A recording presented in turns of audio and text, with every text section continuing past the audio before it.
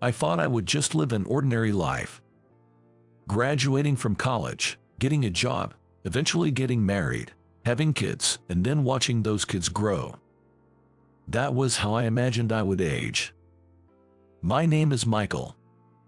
After graduating from a local middle-tier university, I got a job at a well-known real estate agency in the area.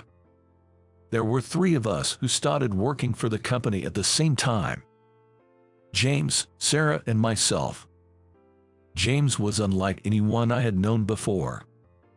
He was personable and quickly became a favorite among our senior colleagues.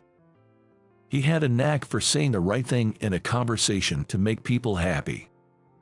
Being around him made me feel good, as if I had become a better person myself. Sarah was a charming young girl. It might be a bit of a stretch to call someone who just graduated from college a girl, but she always had a soft, gentle smile that captivated the hearts of our older male colleagues and part-time ladies, who would often say things like, "I wish a girl like you could marry my son. Would you consider becoming my daughter-in-law?" Yet, she handled her work effortlessly. I felt happy whenever Sarah smiled at me, but felt nervous when we were alone together. But as a new employee, I had so much to learn that it was overwhelming. Also, I had to work harder than anyone else because I didn't have any particular strengths. Thus, I had no time for a romantic relationship. After completing 6 months of training at the head office, we were each assigned to different branches within the county. We didn't get to see each other every day like we used to, but we would occasionally get together for drinks or go out on our days off. We celebrated each other's first contracts and went on drives in James's car, and even to an art competition Sarah participated in. I've always enjoyed photography, so I always carried my camera with me on weekends. I accumulated many happy photos of landscapes, the 2 of them smiling, and more. Both of their careers seemed to be going well. James, with his natural conversational skills, seemed to be increasing his contracts, and good things were being said about Sarah as well. However, James's clients seemed to have many inquiries after moving in. But when James spoke with them, they seemed to be satisfied and back off. As for me, I was criticized for spending too much time with each client. It was difficult for me to find balance. My seniors often pointed out, it's impossible to find a property that meets customer needs and expectations. So you have to draw the line somewhere. Once I vented about it when we got together, Sarah said, "But that's what's good about you, Michael. We're often told to put ourselves in others' shoes, but not many can actually do it. I prioritize my own benefits, of course. Well, as an employee, I have to prioritize profits. It's hard because we want to make our clients happy." Sarah was always very kind. It just made me feel better, knowing that there was someone who understood me. James just watched us with a smile. Some time later, rumors about James reached my branch. There had been a lot of complaints from his customers after signing contracts, saying, "This is not what we discussed." While post-contract complaints weren't unusual, it became concerning when they happened so frequently. When I contacted James, he said, "It's fine now. With our branch manager Norman, I apologized to the customers for using potentially misleading words and expressions, and they understood. I'll handle things better next time." His dismissive tone bothered me, and I asked, "Handle things better next time? That's not the point, James. Did you intentionally mislead them? Have you been doing this all along? It's all settled, so it's fine. Stop worrying about others. Just worry about yourself." He retorted and hung up. After that, contacting James personally became awkward. He stopped reaching out to me as well. However, we continued to share information in the group chat that all 3 of us were in, and even went out for drinks a few times when Sarah was available to come along. If James and I saw each other at meetings at the head office, we chat casually. I was feeling lonely, missing our friendship, but as I started interacting more with Sarah and gained confidence in my work with the new people who joined the company, the loneliness faded. Then one day, it all changed suddenly. When I walked into the office that morning, There were weird vibes among the employees. They would return my greetings, but no one would make eye contact with me.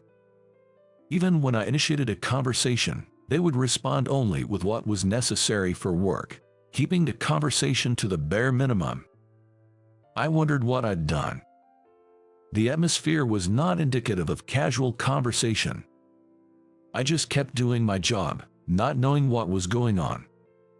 Since I couldn't think of any reason, I decided to wait and see.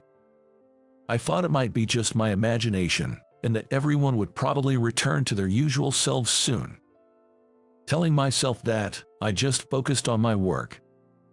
But even after 1 week, and then 2 weeks, everyone's behavior remained the same. I started making small mistakes at work. There was no one to back me up. I hadn't heard from Sarah for a while. In the break room, I was going to make coffee and return to my desk, but for some reason, I just couldn't move. As I stood there, zoning out, Kay, a part-timer in her 30s, walked in. Kay had been friendly to me since I started working at the branch, often talking about her family and her daily life during breaks, with lively expressions. When Kay saw me standing there, she was startled and hesitated, looking unsure whether to enter the break room or leave, her eyes darting around. But she seemed to have come to prepare coffee for a client. Taking a deep breath, she hurried into the break room with her head down and started preparing the coffee. I thought that was my only chance to ask her what was going on. "Hi, Kay, can I ask you something? Why is everyone?" Soon after I opened my mouth, Kay looked at me with frightened eyes and rushed out of the break room, leaving the empty coffee cup on the countertop. Then, a senior colleague came in, gave me a sharp glare, and finished preparing the coffee Kay had started, then left without a word. No one even responded to my greetings anymore. Greetings were fundamental, especially in customer service. I had no idea why that was happening to me. It was obvious that they were avoiding me. I was not being assigned any new clients either. I thought about discussing this with Daniel, the branch manager, but all he said was, "Ask yourself," and that was it. Maybe I should just resign. Or maybe I should just disappear. Everyone's probably sick of the sight of me. Those thoughts started to cross my mind. One day, I was called to the headquarters. When I entered the meeting room, there were President Thompson, James, and an elegantly dressed elderly man. I had never met the elderly man before, but I recognized his face. He was the head of a wealthy family in this region, an important figure for our company, who owned many properties and lands. "Do you understand why you've been called?" President Thompson asked, but I had no idea whatsoever. I asked myself what was going on. "Your colleague, Sarah. You've been stalking her. She's an important young lady entrusted to us by Charles here, and we were asked to take special care of her. You know who Charles is, don't you?" What were you thinking? I haven't done anything wrong. I've been close with Sarah as a colleague, but I've never stalked her. I tried to argue in confusion, but I was so flustered that I couldn't find the right words.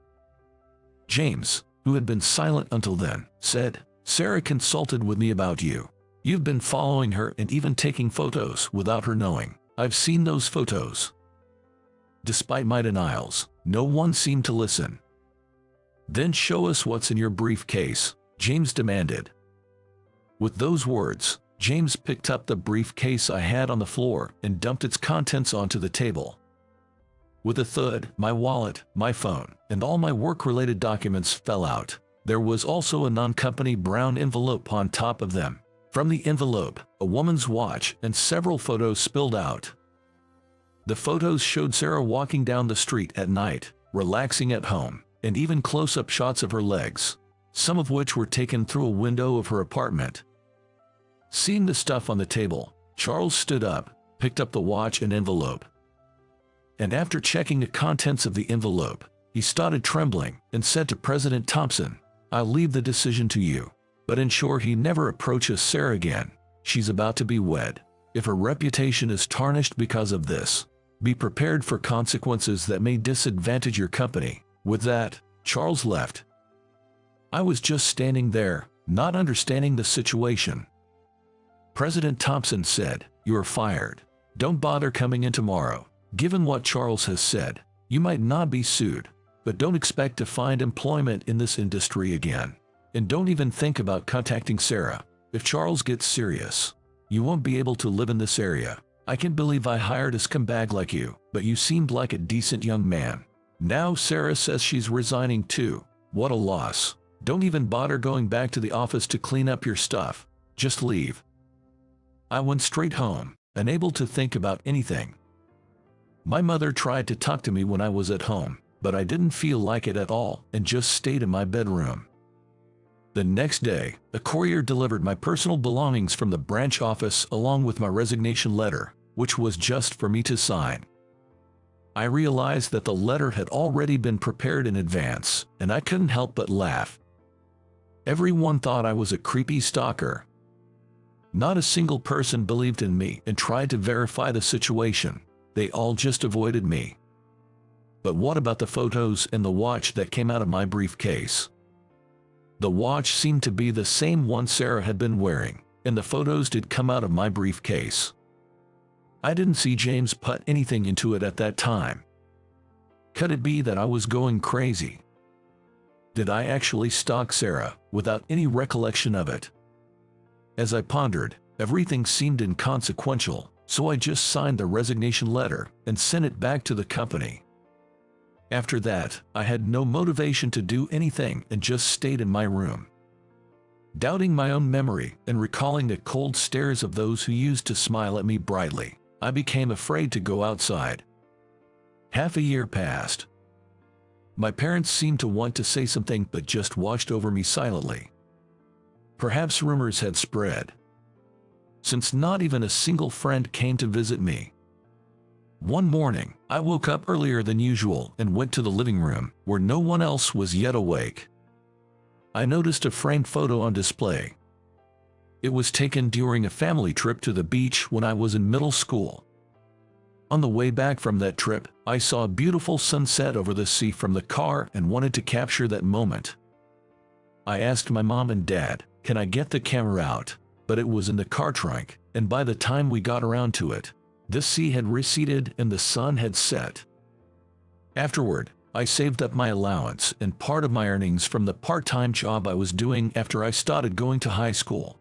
And with some help from my parents, I bought a camera, but I hadn't been back to that sea since. I hadn't touched the camera since that incident. I felt like taking photos might change something. I packed my camera, my wallet, and my phone, which hadn't been turned on for a while, into my backpack and put on my shoes. My hand trembled as I grabbed the doorknob, but when I opened the front door and felt the cool outside air, I stepped forward. Afraid to stop, I just ran all the way to the train station. Since I hadn't been active much, I was out of breath and couldn't go fast. But I was too scared to stop and too scared to meet anyone's gaze, so I kept running with my head down. I reached the station and got on a train. The train going in the opposite direction of the city center was sparsely populated, but I kept staring at my knees the entire time. After changing from train to bus, I arrived at the sea just after noon. I took my camera out of the backpack and tried to capture the sea visible from the bus stop, but I couldn't bring myself to frame a shot. Remembering the time I took photos of James and Sarah with this camera, of the places we went together. I had even brought my camera to company social gatherings. I put the camera away and decided to walk down to the beach. Walking on the sandy beach for the first time in a while was difficult. The beach wasn't very wide enough for swimming, but it took quite a while to walk along the endless stretch of sand. As I walked, I started enjoying it. Before I knew it, the sky turned orange. I wasn't sure how long I was there. I just sat down on the beach. I took out my camera again and took a photo. Suddenly, I couldn't see anything in front of me. The moment I realized I was crying, tears started pouring out uncontrollably. "Are you okay?" I was startled when someone suddenly spoke to me. I turned around to see a young man about my age standing there. You seemed a bit off, so I've been watching you for a while. Are you okay? Yes, I'm fine. That was all I managed to say. I hadn't spoken much recently, and I realized I hadn't eaten anything since yesterday. Here, if you like. The young man said, taking a bottle of water and a towel out of his backpack and offering them to me. I felt bad but couldn't resist my thirst, so I accepted the water and drank it all at once. I coughed from drinking too quickly, but it was the most delicious thing I'd had in a long time. The young man introduced himself as Ethan. He lived nearby and sometimes came to take photos of the ocean. Look, if you had gone into the water right in front of me, it would have made it awkward for me to come back here again. But then, going home and hearing the news later on that a man was found dead in the water would have been a terrible start to the day. I was scared to approach you, wondering what to do, but then you started taking photos, so I thought, he might be okay. I won't force you, but do you want to talk about what happened? I might be able to help you, and honestly, I'm curious. Ethan said with a grin. I told Ethan about everything that happened after I started working at the real estate agency. Ethan listened quietly until I finished my story. By the time I finished, it was completely dark. The stars were shining over the sea, and the street lights were bright along the roads. There's a good kebab place a short walk away from here. How about we go eat something? Upon arriving at the kebab shop, the employee who greeted us with a welcome looked surprised when he saw us but quickly went back to his work. I realized I hadn't had my hair cut or shaved for at least half a year. I must have looked quite unkempt. Try their lamb kebab. It's highly recommended, Ethan said, ordering a lamb kebab for himself. I ordered the same stuff. While waiting for our food at the table, Ethan started talking. I think that guy James set you up, but are you thinking of going back to your hometown to clear your name, or do you want to start a new life somewhere else? I thought about my hometown. There were some good times, but I didn't feel like returning there. Actually, the company I work for is hiring. We do food processing and sales. Both departments are short-staffed. I'll talk to HR tomorrow. So in the meantime, get a haircut and prepare your resume. I can lend you clothes too, and stay at my place for a while. Although it was scary to trust someone again, at this point, it felt right to go with the flow, so I decided to accept Ethan's suggestion. The walls of his apartment were decorated with many photos of the ocean. The next day, after giving me directions to a local barber shop, Ethan went to work. Getting a haircut and shaving after half a year felt refreshing. I bought a takeaway on the way back and returned to Ethan's apartment where he was also eating his lunch. Good, you're here. Your job interview is tomorrow. The interview went smoothly, and I was asked to start working from the following month. They even offered me a company-provided accommodation. The same one as Ethan's. Still afraid of engaging with people, I opted for a processing and packaging job. Before starting my new job, I was going to go back to my hometown and spend time with my parents. I needed to speak to them first because, when I left their house, I didn't even tell them where I was going. As I turned my phone on for the first time in a while, it started ringing immediately. My mother, calling out my name and starting to cry, listened to me as I told her I was at a safe place and even found a job. While organizing the few belongings I had at Ethan's place, I noticed my camera was still there. I turned the camera on to see what photos were there. The photos of the sunset of the day I met Ethan at the beach, and the ones I took with James and Sarah. I thought I should delete them all. I was going to do that but forgot all about it. I returned to my hometown and stayed at my parents' for a few weeks. When leaving, I said goodbye to my parents at the doorstep. I didn't have much luggage, and somehow, I didn't want them to see me off at the train station. I walked slowly down the street. It was the same street that I ran on that day. Arriving at the station, I saw two familiar figures from behind. Then I just remembered it was their day off. I was standing frozen in place when the man turned around. Whispering something to the woman standing next to him, he started walking towards me. "Why are you here, still stalking people?" James laughed mockingly. "I'm not a stalker, James. You set me up, didn't you?" Finally caught on. Just as I thought, everything went according to plan. It was so hilarious. "You're really naive, you know. I just followed Sarah around so she'd notice she was being stalked, taking photos of her, and then spreading rumors through a part-timer. It all went so smoothly, and those photos in the watch, I planted them in your briefcase in the morning you were called to the headquarters. But you never noticed. It was just too funny. You know I'm the son of a state legislator, Edward Smith. I wanted to build my own connections for the future. So I thought I'd start by getting close to the local influencers by joining a real estate agency. Turned out to be a dead end, and I regretted it. But then at a party I was helping my dad at, I saw Sarah. Lucky me. She and I are dating now. It's too late for anything you say. Without the evidence, nobody will believe you." Before I could respond, James walked away. Strangely, I didn't feel any anger. The truth was exactly what I had imagined, and it no longer mattered to me as I was leaving it all behind. My new job was going well. Most of the people at the workplace were good folks. The ladies working there were a bit assertive at first, but they knew where to draw the line and never crossed my boundaries. The experienced workers were mostly quiet but patiently taught me everything from scratch. This company offered ready-made meals, the casual ideas the ladies shared during breaks, or the side dishes they brought for lunch, would inspire the company recipe developers to create new items that became popular locally. Then, an actor from this town, who helped our products gain recognition, mentioned them on TV, and now we supply to supermarkets all over the country. Recently, we started having regular development meetings. However, there was one person I found difficult to get along with. A man named Brandon who joined the company around the same time as me. He was brought in to bolster sales team, which was struggling to keep up with the increasing number of customers. He had worked for a major food company and was very aggressive.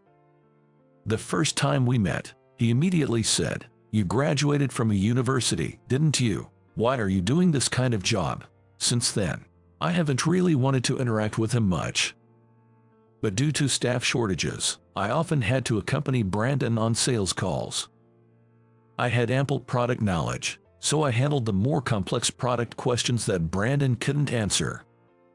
While pretending to give the younger staff experience, Brandon would say, "Let Michael explain that part," all the while trying to hide the fact that he knew nothing about our products. As soon as we left the client's company, he abruptly said with a dismissive tone, "Can't you make your boss look better? There's a reason why you're stuck working at a food processing factory." I'd become less affected by people's words by then, but it still hurt when someone made disrespectful remarks. And that was coming from Brandon, who worked at the same company. At one point, there was talk of collaborating with the actor who played a key role in making our company's products known to the public.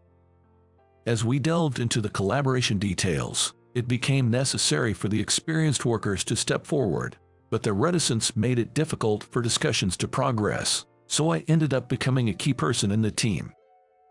Being tasked with overseeing the schedule, finances, and the product itself was a heavy burden for someone as inexperienced as I was. But given the staff shortage, I had no choice but to get the job done despite the overwhelming pressure.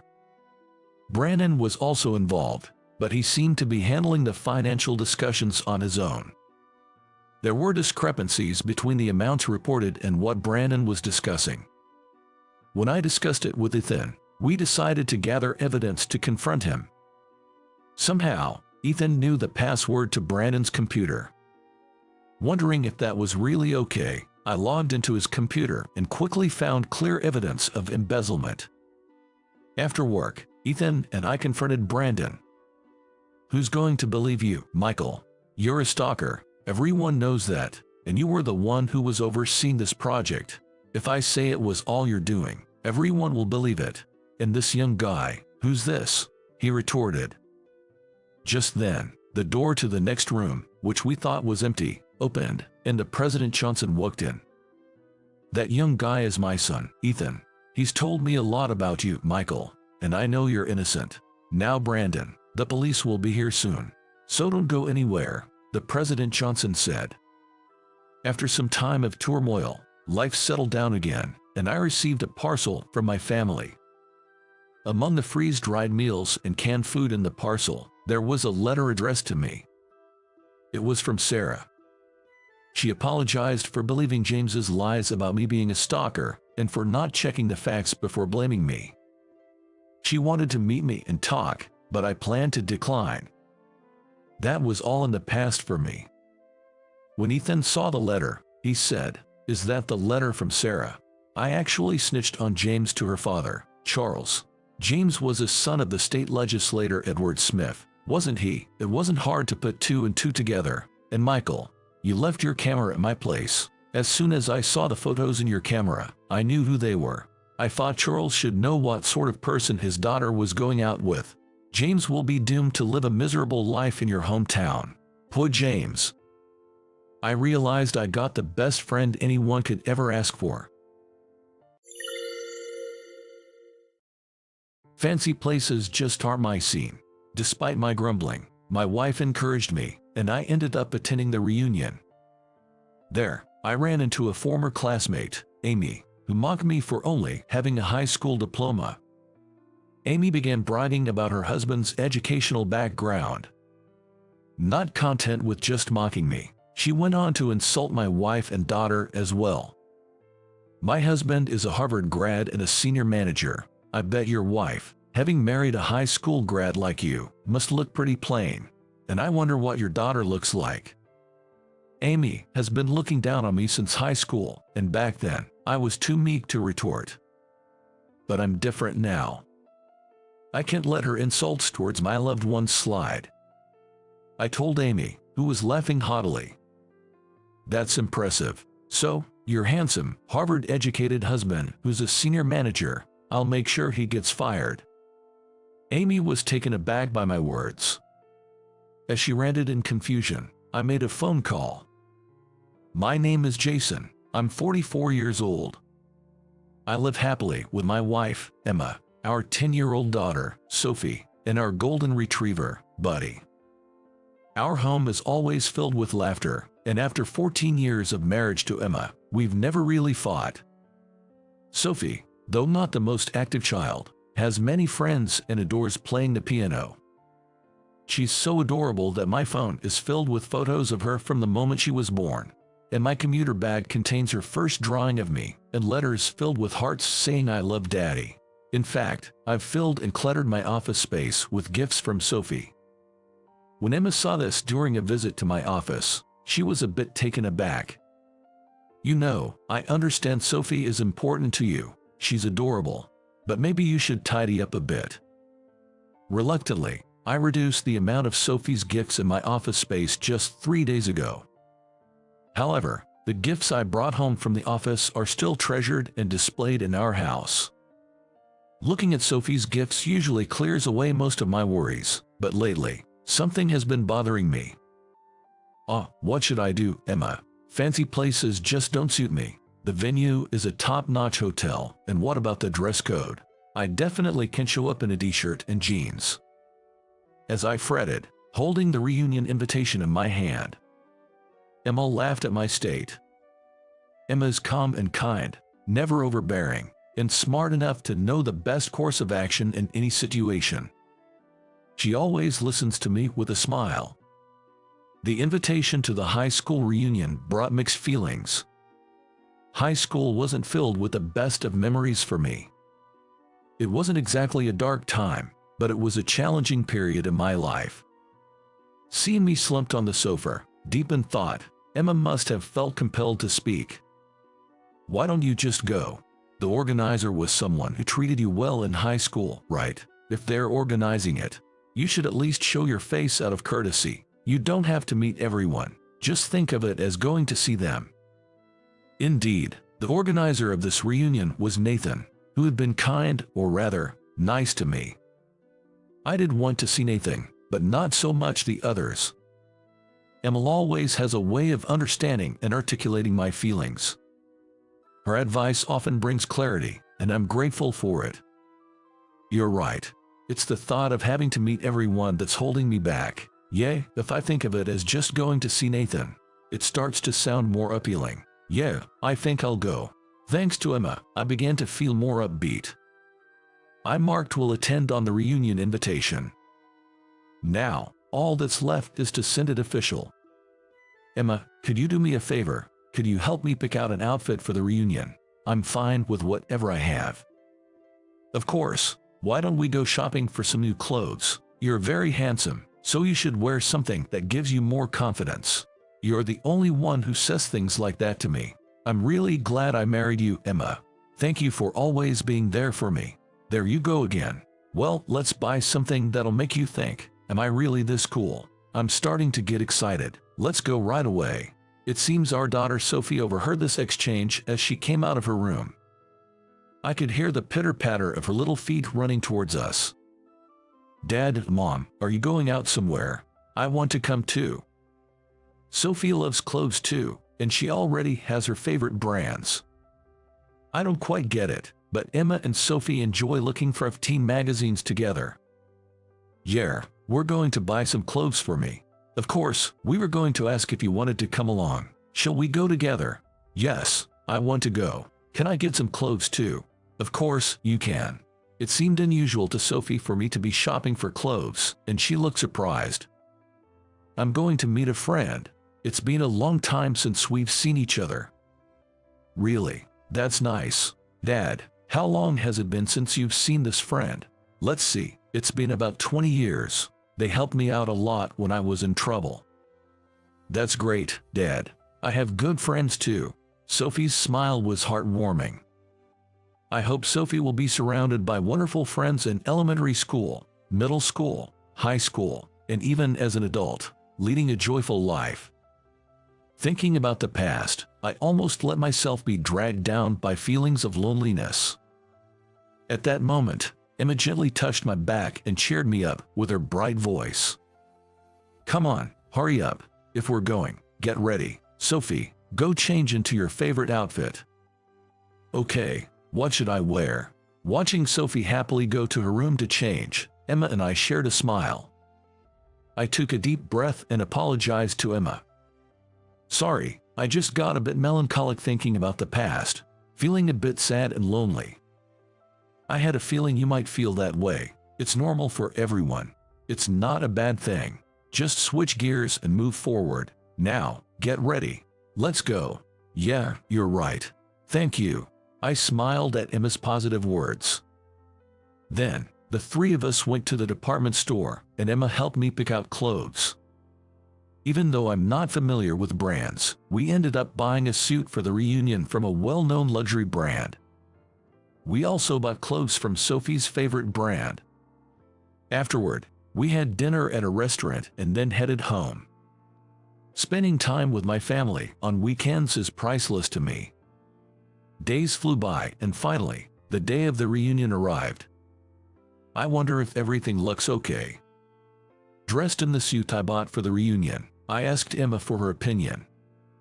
You look great. Really handsome. Wow, you look so cool. Amazing. I was a bit embarrassed by their compliments. Really? Thanks. Guess I'll be heading out then. Take care. Dad, have a good time. See you later. With Emma and Sophie seeing me off, I drove to the reunion venue. The reunion was held at a luxurious hotel, with an opulent entrance. Knowing that fancy places aren't really my thing, I felt a bit intimidated by the atmosphere and almost slouched.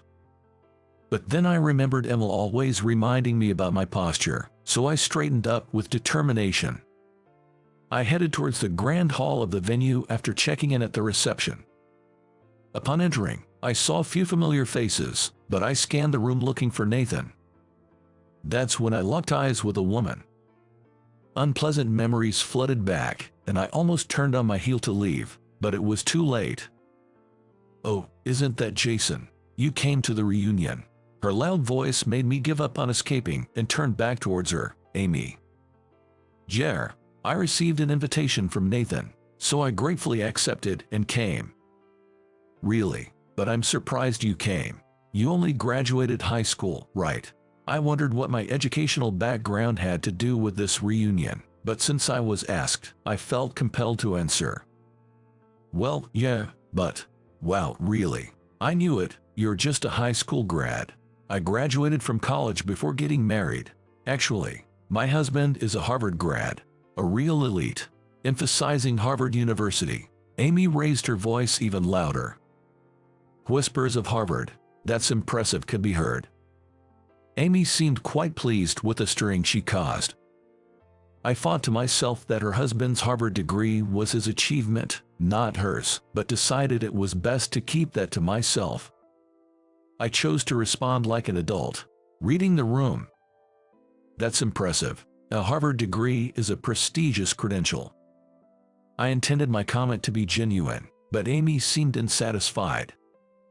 She seemed looking slightly annoyed. For someone like you, a high school grad, to call it prestigious, it just sounds like sour grapes to me. Laughter from the crowd reached my ears, and I glanced around to see it. It was coming from the same people who used to join Amy in mocking me back in high school. Nothing's changed, huh? I muttered quietly, so no one else could hear. The sense of alienation was somewhat palpable. This indescribable feeling brought back memories of my high school days. I had come to see Nathan, but now I was considering leaving. Despite being sent off with smiles from Emma and Sophie, and looking forward to seeing Nathan. Maybe it was best to leave without finding him. Just as I was about to leave, my savior appeared. Really, you hadn't changed at all, still mean-spirited and full of pride, with nothing upstairs. Stepping between me and Amy was Nathan. Nathan, I called out softly, and Nathan, turning around with a big smile. His smile, with the corners of his mouth pulled tight and wide open, was just like it used to be. Hey, Jason, long time no see, man. You really haven't changed a bit. He patted my shoulder enthusiastically, clearly happy to see me. I was overjoyed by just that. That alone lifted my spirits, dissipating the earlier sense of unease. Nathan, you haven't changed either. It's great to see you. Just as Nathan and I were enjoying our reunion, a shrill voice interrupted. What do you mean, Nathan? Mean-spirited and full of pride, with nothing upstairs, are you talking about me? Are you seriously thinking that about me? I've always thought that, even back in high school, just never said it till now. Laughter erupted from the crowd once again. We're 44 years old, you know. At our age, shouldn't we be past caring about educational backgrounds? As long as we're working, earning money, and living our lives, that's all that matters. The atmosphere turned more agreeable with Nathan's words. Indeed, as long as one is working, the sentiment in the air seemed to lean towards that. Nathan always had the ability to change the mood of any gathering, even in high school. Whenever Amy made a snide remark or someone else was harsh on me, Nathan would somehow appear, join the conversation, and change the atmosphere for the better. What are you talking about? The lifetime earnings of a high school grad versus a Harvard grad are totally different. Nathan skillfully deflected Amy's protest. Well, normally you'd think so, but imagine a high school grad who starts a company and becomes its CEO. They'd probably have a higher lifetime income than most. Entrepreneurship has become pretty common, you know. He glanced back at me with a mischievous smile. Wait, is he talking about me? Suddenly, my heart started racing, and I broke out in a nervous sweat. Just as I felt my throat go dry, a waiter with a tray of drinks passed by. I quickly called him over and took a gulp of orange juice. Amy's tirade continued unabated. Well, that may be true, but that's irrelevant to him. There's no way he could do something like that. My husband works for SHY, a publicly traded venture company, and he's one of the managers. Just then, I swallowed the orange juice the wrong way, and it went down the wrong pipe. I managed not to spit it out, but I couldn't stop coughing. Amy continued to talk about what her husband does at his company, oblivious to my condition. She was sharing insider stories her husband had heard from meeting some very famous people. As I listened to Amy's stories, I couldn't stop coughing. "What's wrong with you? That's disgusting." "Hey, you okay, Jason?" Thanks. Sorry, I'm fine." I wiped my mouth with a handkerchief and caught my breath. That was close. Thought I was heading to the afterlife with that orange juice. "Can't go yet, I've got a child." Everyone around laughed at my comment. It wasn't a mocking laugh, but one that seemed to be enjoying the moment. "Jason's funny. Did you change since high school, or were you always this amusing?" "Hey, this is fun." "Nice. Has everyone finally seen Jason's charm? He's always been fun to talk to since high school. He just didn't show that side much back then." Nathan's warm hand patted my shoulder. "Your kindness is one of your best traits, but you're not just kind and meek anymore, right? Being the top of a company, you can't just be kind." Nathan winked as he revealed my profession. The whole room buzzed in surprise. "How did you know?" I was genuinely shocked. I usually work under a business name, and even after going public, I've declined media interviews. Fortunately, work keeps coming for referrals, so I don't attend industry mixers. The only people who know I'm the CEO are those I've met through work. Did I meet Nathan somewhere? No, that can't be. If I had met him, I would have recognized him as my classmate Nathan right away. I wouldn't forget or fail to recognize him. Lost in thought, I must have made a strange face. "Man, you're making some funny faces. You're wondering how I knew about your true identity, aren't you?" Caught by Nathan's accurate guess, I confessed. "Exactly. I have no clue. I usually refuse interviews, and I don't go to parties. I use a business name, not my real one." "Yeah, I figured as much. Spoiler alert. I was working as an editor at the only publishing house you gave an interview to before going public." "What, really?" I was astonished by Nathan's revelation. "There was one time, right before we went public, when I agreed to an interview with a single company. That was the last time I allowed my face and name to be published. I had a deep debt of gratitude to the late President Miller of that publishing house, which is why I agreed. I never imagined Nathan would be working there. I wasn't in charge of your article, but the publishing house was small. We were all so busy that everyone had to pitch in to get the work done. When I saw your photo during a photo check, even though the name was different, it was obviously you." "I see. So that's how it was. It might sound weird, but I'm glad you recognized me. It's really embarrassing, though. I was really happy to find out you were doing well, Jason. Back in high school, it seemed like you had given up on a lot of things." Being told that, I was reminded of my high school days. Indeed, back then, I was probably at the lowest point in my life, unable to see any hope for my future. My family was intact, but we were very poor. My father, also a high school graduate like me, worked hard for the family, but life was never easy. My mother worked part-time too, but years of overworking took a toll on her health. She had to go in and out of the hospital, making it impossible for her to work. Luckily, my school didn't prohibit part-time jobs, so I worked 4 times a week to contribute to the family's income. "I'm really sorry, Jason. I try my best to get you into college, but it looks like I won't be able to. I truly apologize. I wanted you to go to college." My father apologized with tears in his eyes during the summer break of my senior year in high school. I thought to myself, I knew it. I had seen my parents working hard since I was little, so I understood their situation well. That's why I never blamed them. I didn't dislike them. In fact, I respected and loved them, though I usually felt too shy to say it. But feelings of emptiness, loneliness, and resignation would sometimes overwhelm me. At that time, I thought the best thing I could do was to comfort my father. "Dad, don't worry about it. I know you and Mom have been working hard since I was little. There are plenty of people who didn't go to college but still managed to work and live their lives. So I'll work right after high school too. Just relax. I'm really sorry. You should be enjoying your high school life, not working part-time all the time. You hardly ever hang out with your friends, do you? I wanted you to enjoy your once-in-a-lifetime high school experience without having to worry about our family." Seeing my father break down in tears, I started crying too. "Don't cry, Dad, I'm okay."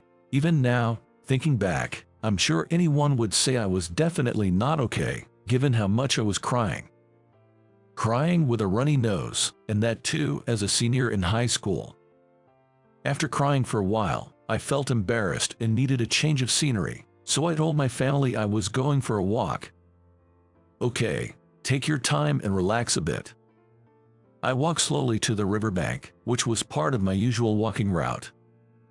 It was getting dark in the evening, and there weren't many people around. I always liked the riverbank at this time of day. It was a good time to relax and zone out while looking at the river. I wonder if one's life is really determined by their education. Words I thought I had muttered quietly. I never expected to get a response to them. Is education really that important? I don't think so. "What, Nathan, you heard that?" I turned around in surprise to find Nathan there. Nathan was exceptionally talented, serving as both class representative and student council president, and was highly regarded by teachers. He was good at both studies and sports, had good looks, and a great personality. In other words, he was the complete opposite of me, even though we were in the same class. Although Amy harassed me, Nathan was always the one to come to my rescue. "Yeah, you seem a bit stressed, huh?" "Not really. It's not that serious." "Excuse me, I'm going to sit next to you." With that, Nathan casually sat down beside me. We're high school students, after all. There's only so much we can do at this age, but I'm here to listen, and of course, I'll keep it confidential. Encouraged by Nathan's offer, I started to share bits and pieces about my family situation. I talked about how, despite loving my parents, life was tough because my father, with only a high school education, struggled to make ends meet no matter how hard he worked. My mother had also worked but was now unwell. Not being able to go to college meant my highest level of education would be high school. The thought of my own life ending up impoverished left me with an indescribable feeling. "I see, that's what's been bothering you. You have it good, Nathan. You're smart, athletic, and I bet your family isn't as poor as mine, right? Your stuff always looks nice." I found myself saying things that probably didn't need to be said. I envied Nathan. "Really? Well, I guess it seems that way to others." "Yeah, I get it." His remark about how things appeared to others caught my attention, and I stared at Nathan's profile. When he turned to look at me and our eyes met, he gave a sly smile. "That's a secret between us. My family is pretty much a mess. My parents have been at odds for years, each having their own affairs. My dad even has a kid outside. They only fight when they see each other at home. We had a live-in maid, so I was raised well enough, I guess." I was shocked by Nathan's casual way of revealing such personal troubles while laughing it off as if it were nothing. Nathan always seemed perfect and flawless at school. I had assumed he was raised in a loving environment, with plenty of money spent on him. Trying to imagine myself in his situation. The more I thought about it, the more unbearable it seemed. It felt like I would be twisted by such circumstances. "I'm sorry for bringing up something unpleasant." I sincerely apologized to Nathan. "I haven't told anyone before. Somehow, I felt like it was okay to tell you. You know, as kids, we have our pride. I guess I wanted to be seen as a happy kid by others." "Yeah, I get that. I hadn't told anyone either. What's up with this pride, anyway?" As we looked at each other, something about the situation struck us as funny, and we burst out laughing. We then lay down on the riverbank at the same time. Maybe it's because there's so much we can change, but isn't there still room to enjoy ourselves? Enjoy ourselves. Yeah, Even if we don't have money or our families are falling apart, we can still find enjoyment, right? I guess so. Enjoying ourselves. I want to do something fun. How about fireworks? Nathan's sudden suggestion took me by surprise. Fireworks, like, right now. Yeah, let's do it. Yeah, let's go for it. After that, Nathan and I went to buy fireworks together. I had said I was just going for a walk, so if I didn't return home by night, my dad would worry. I called home from a payphone to let him know I was with a friend and we were going to play with fireworks. All right, have fun. Just be careful on your way back. I was happy he said that. We couldn't afford much since it was so sudden and we didn't have much money. We bought a set of fireworks with a lot of pieces and a lighter, then returned to the riverbank to set them off. Wow, look at the colors. Isn't it amazing, Jason? Yeah, really. Mine changed colors midway. We excitedly enjoyed the fireworks. We're chasing each other with sparklers and swinging them around. We laughed and ran around until we were tired. After all the fireworks were gone, we sat down and talked about various things. Life can be tough when you're trying hard, but I think life is something you can make something of. I'll keep trying. So how about you don't give up on life from now on, Jason? Yeah, you're right. Life is something we can make something of. The more we grow up, the more we can handle. Exactly. Let's think that way. It's infuriating to think that life is determined by circumstances. That really gets on my nerves. I don't want to lose. Actually, I won't lose. Nice. Let's both keep trying our best. And so our day came to an end, and we parted ways. That day spent with Nathan became a truly special memory for me, fueling my life even now.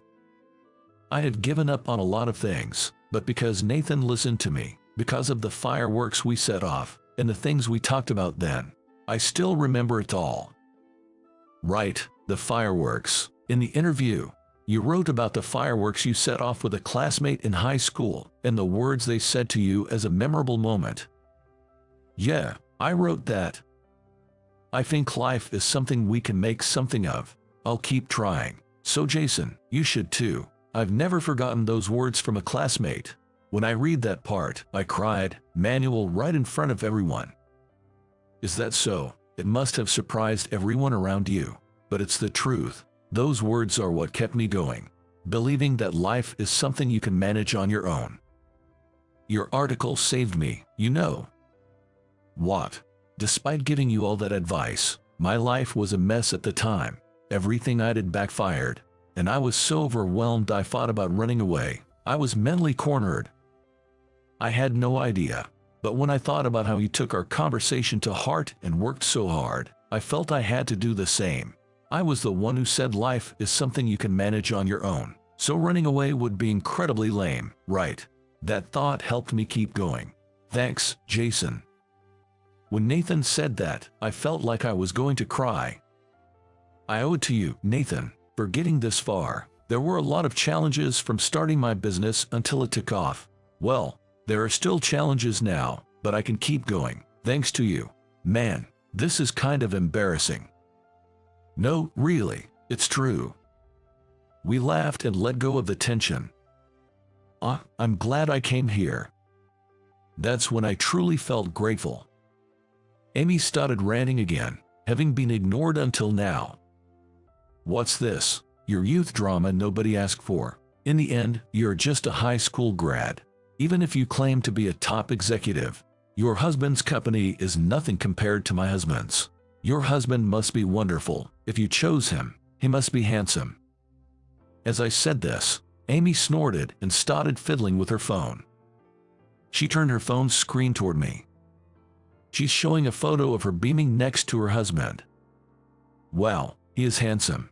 A Harvard graduate, good-looking, and wealthy. He sounds perfect. Right. You said you're married, right? Your wife must be plain and unremarkable, just like you. How lame. I wonder what your children look like. If it were my husband and me, our children would be adorable, whether a boy or a girl. Amy had crossed a line for me. I'm not good at confrontation, and I can tolerate being insulted myself. But I won't stand idle by while my dear Emma and Sophie are mocked. I felt my expression go blank. Noticing the change in my expression, Nathan must have sensed something was wrong. He urgently advised Amy. "Amy, that's way too much. Apologize, now. That's a terrible thing to say, Amy." Other classmates tried to intervene, but Amy was relentless. "What? It's the truth. What's wrong with saying it? Besides, comparing someone with a high school grad husband who's a top executive to someone like me with a Harvard-educated manager husband, it's clear who's happier." Amy continued her tirade, unrepentant. Understanding her smug look, I declared, "All right then, your handsome Harvard-educated husband is fired." I said it with a smile. The room buzzed, and Amy turned red, screaming. "What? Fired? What do you mean? You can't just fire my husband. Are you stupid? Sorry for not introducing myself earlier. I'm the CEO of SHY. Here's my business card if you'd like." I handed a business card to Amy with a theatrical gesture, distributing others to Nathan and nearby classmates. "Hey, isn't SHY the company Amy was bragging about? Well, can you believe this, Amy? This is bad for you." Whispers spread as Amy trembled, looking at the business card. "This can't be real, can it? It's no lie. I'm your husband's boss, his employer. Too bad, huh? Wait, I was wrong to mock you and your family, but you can't just fire my husband over that." Amy looked desperate. "Well, it's understandable. Of course, insulting my family is unforgivable, but unfortunately, that alone isn't grounds to fire your husband." Relieved, Amy responded, "See, I knew it. You can't just fire someone over that. But you know, the things your husband was talking about earlier, they're supposed to be confidential, company secrets. The level of information accessible changes when you're an executive. Even family members aren't allowed to leak that information." Amy's complexion turned noticeably pale. Even while choking on orange juice, I had listened carefully. I was aware that Amy's discussions breached confidentiality, including her husband's not-so-funny plans. "And you said he was planning to take that information to another company, right?" "I never said that." Amy desperately denied it, but such an excuse was futile. She had been speaking so loudly and confidently about it. "Give it up." Everyone here heard it, right? Many classmates voiced their agreement with Nathan. Amy must have realized how serious the information she had shared was. She finally collapsed to her knees. "I'm glad my wife isn't someone like you. Good luck with your future. We were paying your husband a hefty salary, though. Didn't you just buy a luxury condo? That's going to be tough to pay for now." I pulled out my phone and called Amy's husband. "Hello, it's me." "Good evening, Mr. Thompson. What's the matter?" "I'm going to have to let you go because of an information leak. You've been sharing work details with your wife, remember? You signed a confidentiality agreement." Well, that's, Receiving a call out of the blue from the CEO and being told he was fired must have been a shock. Confronted with the fact of the information leak, Amy's husband was clearly panicking. I explained the situation over the phone, mentioning that his wife Amy was my classmate. We had a reunion today, where she proudly shared his work details. She boasted about having confidential information and planning to switch to a rival company. "That idiot. That's not true, Mr. Thompson. What's different? I won't listen to excuses. What you've done is a serious betrayal to the company. You were quite specific about your plans, right? This is grounds for immediate dismissal. Be prepared." I hung up and turned to Amy, who was still sitting on the floor. "So, your husband is fired. Thanks to you, I found out about a leak in my company's information. I need to rethink our information security." Amy's phone rang incessantly as she muttered, "What should I do now?" At this timing, it's definitely a call from her husband. They were in for a dramatic confrontation, and I watched with a sense of detachment. "Maybe you should answer it, but it looks like it might take a while," so the lobby might be a better place. Holding a ringing phone, Amy staggered toward the lobby. I told Nathan. I wanted to relax, but I have to go to the office. I need to check the extent of her husband's information leak and if any data was taken. Oh, got it. You've suddenly turned back into a CEO, Jason. Looking good. Really. Thanks, I guess. But letting my subordinate leak information makes me a failure as a CEO. I need to investigate, reflect, and improve. Sorry, I have to go. All right. Good luck. After receiving words of encouragement from my classmates, I rushed to the office. I made calls from the taxi, summoning the necessary personnel to the office immediately. Everyone was furious upon hearing about the leak. They gathered quickly to address the situation. I was grateful to have such reliable teammates. As promised, I terminated Amy's husband for disciplinary reasons. Fortunately, we discovered the leak early enough to minimize its impact. But a leak is a leak. This incident prompted a thorough review of our information security measures.